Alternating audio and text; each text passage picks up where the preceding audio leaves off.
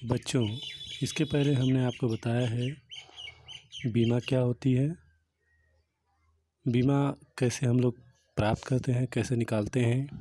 अब आप समझेंगे बीमाओं का उपयोग। तो बीमाओं का उपयोग कई तरह से होता है, तो हम इसको समझेंगे। बीमाओं का उपयोग निम्नलिखित प्रकार से होता है। पहला है, इसमें पहला हमको समझना है, एक पद्धति के मात्रकों को दूसरी पद्धति के मात्रकों में बदलना।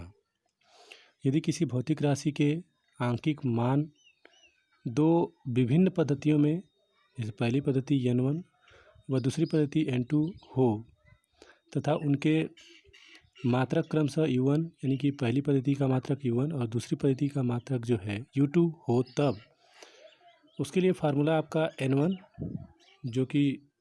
पहली पद्धति में भौतिक राशि का आंकिक मान, और u1 जो है पहली पद्धति में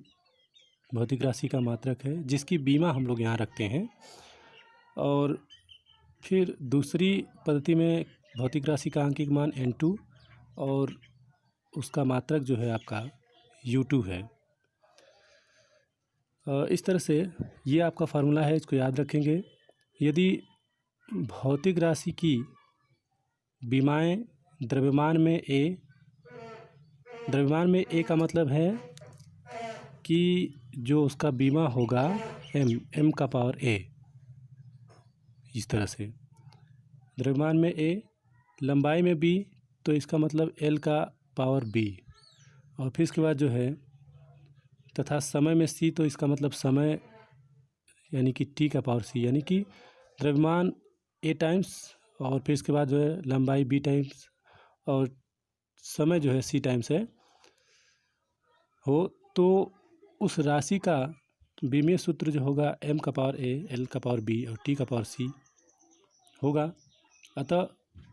इस तरह से यदि पहली पद्धति में मूल मात्रकों की मापे क्रमशः m1, l1 व t1 तथा दूसरी पद्धति में m2, l2 व t2 हो,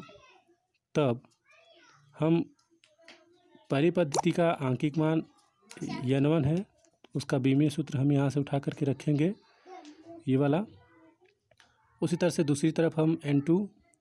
ये जो है आपका दूसरी पद्धति में आंकिक भौतिक राशि का आंकिक मान यहाँ पे है, और फिर इसके बाद जो है हम उसकी बीमा रखेंगे जो कि यहाँ पे हमने दिखाया है, m2 का पावर a, l2 का पावर b और t2 का पावर c।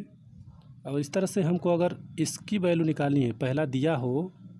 पहली भौतिक राशि का आंकिक मान किसी मात्रक में दिया गया हो, तो दूसरी का हमको निकालना हो, तो n2 = n1, और हम इसका लिख सकते हैं ब्रैकेट में m1/m2 का होल का पावर a और l1/l2 होल का पावर b और t1/t2 होल का पावर c। इसी फार्मूले से हम लोग निकाल सकते हैं, मतलब एक पद्धति में दिए हुए भौतिक राशि को दूसरी पद्धति में। जैसे इसका मतलब ये है